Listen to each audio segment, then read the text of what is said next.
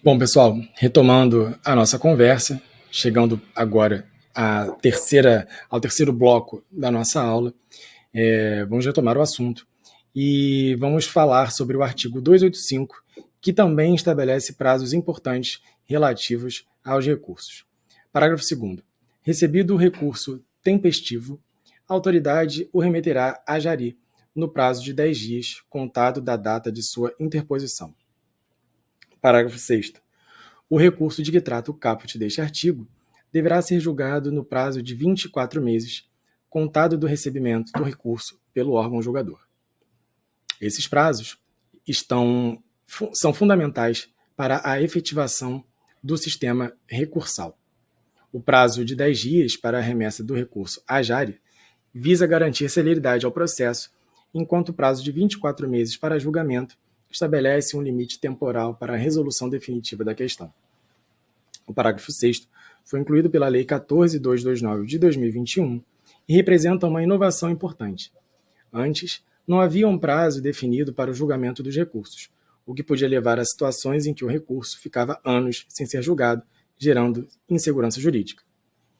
A primeira instância recursal, como já vimos, é a Junta Administrativa de Recursos e Infrações, cujas competências estão definidas no artigo 17 do CTB. Inciso 1. Julgar os recursos interpostos pelos infratores. Inciso 2. Solicitar aos órgãos e entidades executivos de trânsito e executivos rodoviários informações complementares relativas aos recursos, objetivando uma melhor análise da situação recorrida. 3. Encaminhar aos órgãos e entidades executivos de trânsito e executivos rodoviários informações sobre problemas observados nas autuações e apontados em recursos, e que se repitam sistematicamente. As JARIs são órgãos colegiados vinculados aos órgãos ou entidades executivos de trânsito ou rodoviários. Sua composição deve garantir a imparcialidade do julgamento, incluindo representantes do órgão de trânsito, dos condutores, em alguns casos, da sociedade civil. Um aspecto importante: ao elaborar um recurso à Jari, o condutor deve atentar para os fundamentos adequados. Por exemplo, se ele foi multado por estacionar em local proibido, pode argumentar que a sinalização não era clara ou que havia uma situação de emergência que justificava a parada. Então, ela analisará esses argumentos e a documentação comprobatória apresentada. Se o recurso for indeferido, o condutor pode ainda recorrer à segunda instância, que são os CETRAN, os Conselhos Estaduais de Trânsito, ou o CONTRADIF, o Conselho de Trânsito do Distrito Federal, conforme o caso. O artigo 288 do CTB estabelece: das decisões da Jari, cabe recurso a ser interposto na forma do artigo seguinte, no prazo de 30 dias, contado da publicação ou da notificação da decisão. E o artigo 289 complementa: o recurso de que trata o artigo 288 deste Código deverá ser julgado no prazo de 24 meses, contado do recebimento do recurso pelo órgão julgador. E aqui também temos o prazo de 24 meses para julgamento, incluído pela Lei 14.229 de 2021, reforçando a busca pela celeridade processual. Uma inovação importante trazida pela Lei 14.229 foi a inclusão do artigo 289-A, que estabelece a prescrição da pretensão punitiva. O não julgamento dos recursos nos prazos previstos no parágrafo 6º do artigo 285 e no caput do 289 deste Código ensejará a prescrição da pretensão punitiva. Esse dispositivo é uma verdadeira garantia para o administrado contra a demora excessiva no julgamento dos recursos. Se o recurso não for julgado no prazo de 24 meses, a pretensão punitiva da administração prescreve, ou seja, ela perde o direito de aplicar a penalidade. Um exemplo concreto: um condutor interpõe recurso à Jari contra uma multa por avançar o sinal vermelho. Ela julga o recurso improcedente 18 meses após a interposição, dentro, portanto, do prazo de 24 meses. Ou então, o condutor recorre ao CETRAN. Se o CETRAN não julgar o recurso no prazo de 24 meses, haverá a pretensão punitiva e a multa não poderá mais ser aplicada. Finalmente, o artigo 290 do CTB estabelece quando se encerra a instância administrativa. Implica o encerramento da instância administrativa 1. O julgamento do recurso de que tratam os artigos 289 e 288. 2. A não interposição do recurso no prazo legal. E 3. O pagamento da multa com o reconhecimento da infração e requerimento de encerramento do processo na fase em que se encontra, sem apresentação de defesa ou de recurso. Esse dispositivo dialoga com o princípio da segurança jurídica, estabelecendo claramente quando o processo administrativo se encerra, o que é fundamental para determinar o momento a partir do qual não cabem mais recursos na esfera administrativa e a decisão se torna definitiva. Falemos agora sobre as nulidades e vícios no processo administrativo de trânsito. Isso é um tema fundamental para a garantia da legalidade e da justiça na aplicação das penalidades. O CTB prevê expressamente algumas hipóteses de nulidade do artigo 281, parágrafo 1º. Por exemplo, se considerado inconsistente ou irregular, se no prazo máximo de 30 dias não for expedida a notificação da autuação. Esse dispositivo estabelece dois tipos de vícios que levam à nulidade dos autos de infração: os vícios formais, de inconsistência, e os temporais, em razão da ausência de expedição de notificação. Os vícios formais podem ser de diversos tipos, como a ausência de algum dos elementos obrigatórios do auto de infração previstos no artigo 280, bem como a incompetência do agente autuador ou a falta de clareza na descrição da conduta infracional. Um exemplo prático: um condutor é autuado por desrespeito à sinalização, sem especificação de qual sinalização foi desrespeitada. Essa autuação, esse auto de infração, é inconsistente, pois não descreve adequadamente a conduta infracional e deve ser arquivado. Quanto aos vícios temporais, a gente já discutiu, o CTB estabelece os prazos rigorosos para a expedição das notificações e o prazo para, das notificações, 30 para a notificação da autuação e 180 ou 360 para a penalidade. Essas regras específicas do CTB dialogam com a regra geral sobre a anulação dos atos administrativos previstas na Lei 9784 de 99. O artigo 53 dessa lei estabelece: a administração deve anular seus próprios atos, com derivados de vício de ilegalidade, e pode revogá-los por motivo de conveniência ou oportunidade, respeitados os direitos adquiridos.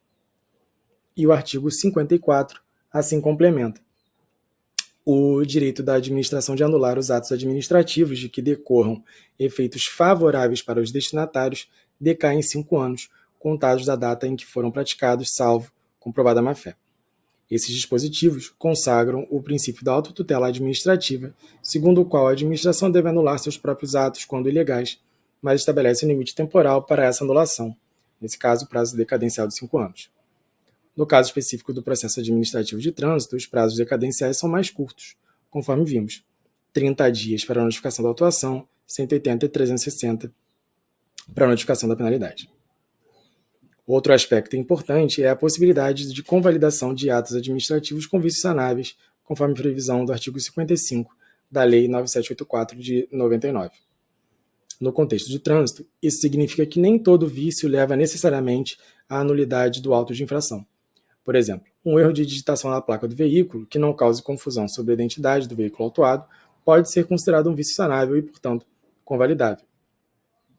Um exemplo específico de procedimento administrativo que requer atenção especial é o de suspensão do direito de dirigir, estabelecido conforme a gente vê no artigo 261 do CTB, que assim estabelece: a penalidade de suspensão do direito de dirigir será imposta nos seguintes casos.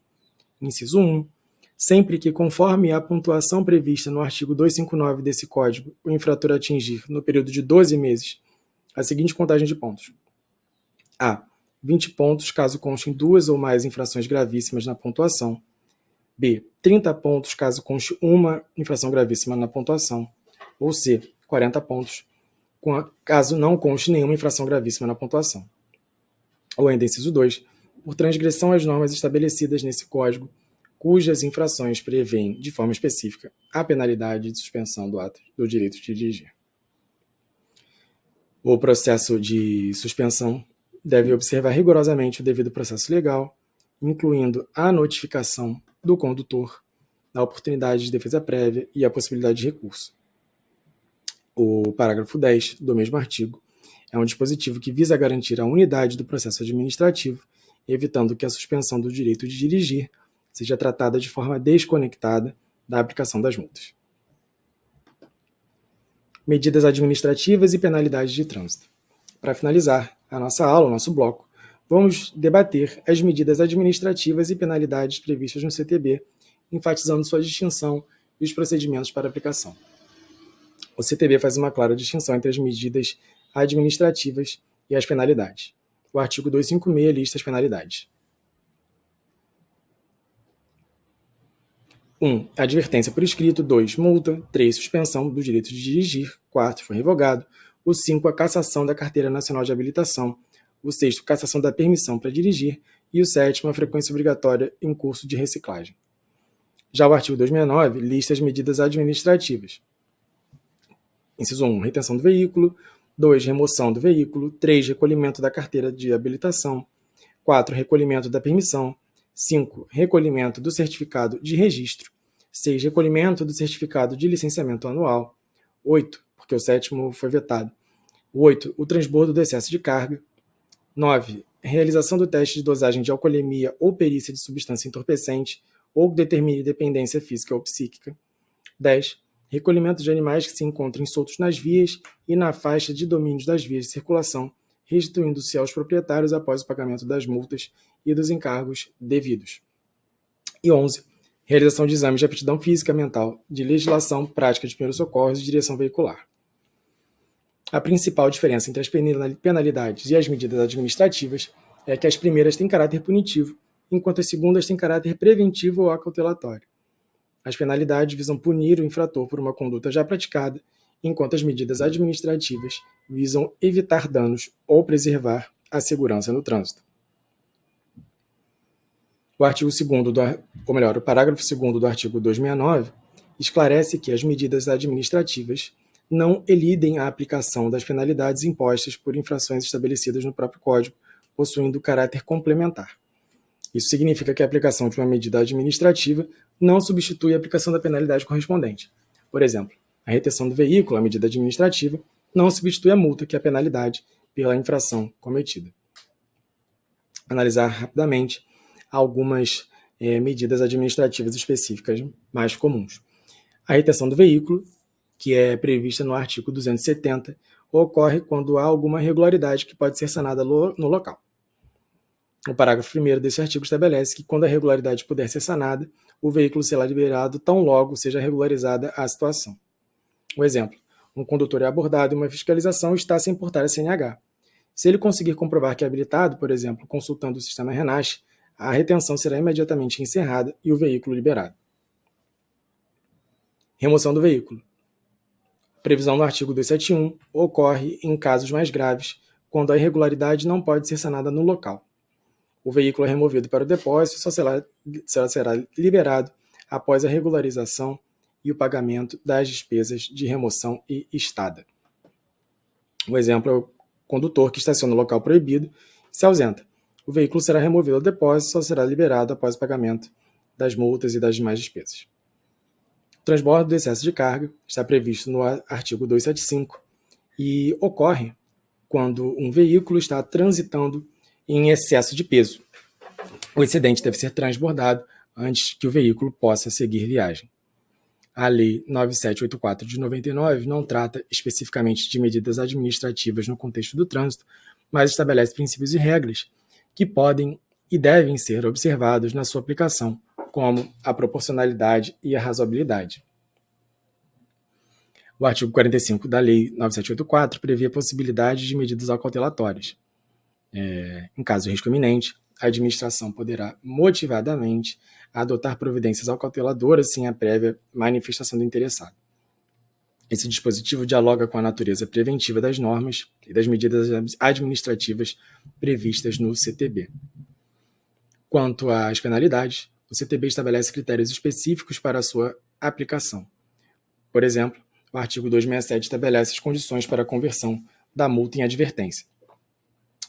Deverá ser imposta a penalidade de advertência por escrito, a infração de natureza leve ou média, passível de ser punida por multa, caso o infrator não tenha cometido nenhuma outra infração nos últimos 12 meses. Um caso interessante é o do curso de reciclagem, previsto no artigo 268. O curso de reciclagem é uma medida educativa que visa não apenas punir o infrator, mas também reeducá-lo para um comportamento mais seguro no trânsito. Enfim, para concluir, é importante destacar que todas as penalidades e medidas administrativas previstas no CTB devem ser aplicadas observando o devido processo legal, o contraditório e a ampla defesa. Esses princípios, consagrados na Constituição e reafirmados na Lei 9784, são fundamentais para a legitimidade da atuação administrativa no âmbito do trânsito. Um exemplo sintético que ilustra a aplicação conjunta de medidas administrativas e penalidades. Um condutor é flagrado dirigindo sob influência de álcool, artigo 65 do CTB. Nesse caso, o agente de trânsito adotará as seguintes providências: aplicar a medida administrativa de recolhimento do documento de habilitação, aplicar a medida administrativa de retenção do veículo até a apresentação de um condutor habilitado e lavrar o auto de infração, que poderá resultar na aplicação das penalidades de multa e suspensão do direito de dirigir. O condutor terá direito a apresentar defesa prévia contra o auto de infração e, se essa for rejeitada, interpor recurso à JAR e posteriormente ao CETRAN. Durante todo esse processo, devem ser observados os princípios do devido processo legal, do contraditório, da ampla defesa, bem como os prazos e procedimentos estabelecidos no CTB e na Lei 9784 de 99. Bom, com isso, nós concluímos o nosso terceiro bloco e a nossa análise sobre a aplicação da lei do processo administrativo ao processo de trânsito. Eu espero que essa exposição tenha sido útil para compreender como essas duas legislações, esses dois universos se relacionam e como os princípios e regras gerais do processo administrativo se aplicam ao contexto específico do trânsito. Eu agradeço imensamente a atenção de todos, espero poder encontrá-los em outras mais oportunidades. Fica aqui o meu até breve.